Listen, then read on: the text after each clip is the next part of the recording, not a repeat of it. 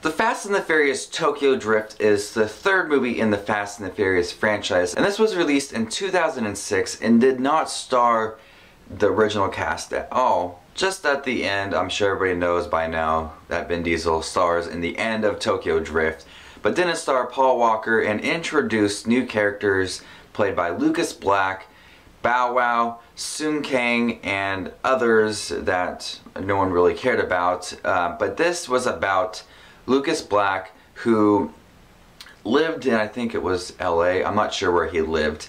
But anyways, he is getting some trouble in his hometown and he is sent to live with his father in Tokyo, and he gets introduced to the drifting lifestyle and is trained by Han, that we all know from Fast 5 and Fast and Furious 6, Fast and Furious 4. So we do get introduction of Han, which is a beloved character throughout the rest of the Fast and Furious franchise.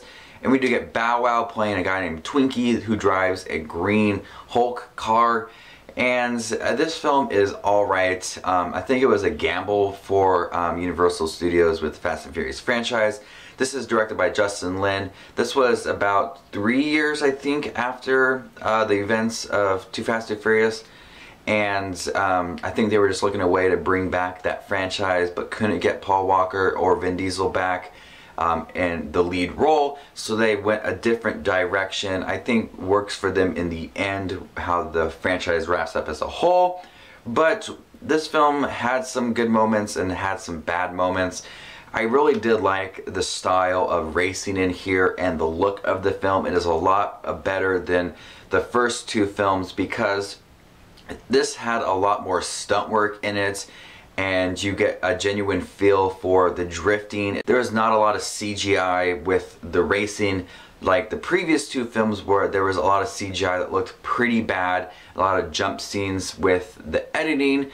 Here you get genuine natural drifting that the director wanted to have in this film. So you had a lot of stunt work, a lot of cool drifting that made my jaw drop at a lot of scenes. So there was a lot of great drifting scenes, some great action scenes as well, a lot of great racing that I really do love about the Fast and Furious franchise. That was in here and I really liked that.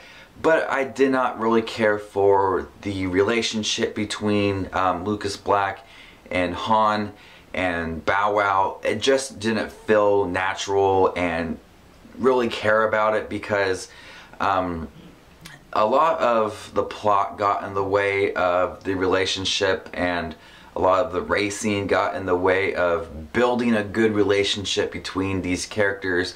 I really love Paul Walker and Tyrese Gibson. They had a fun relationship.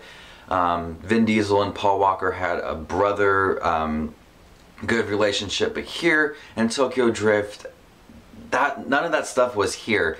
I didn't really care for any of the actors working with each other. I just was focused on the drifting and the look of the film. Didn't really care for the plot as a whole, but I did like the introduction of Han and the drifting scene, which we didn't get in the first two films. And the world of Tokyo, it took a different environment and it worked really well. So with Tokyo Drift, I think some things worked, some things didn't. It's not the best Fast and the Furious movie, but still pretty good at times and also pretty bad at times. So I'm gonna go ahead and give Fast and Furious Tokyo Drift a C.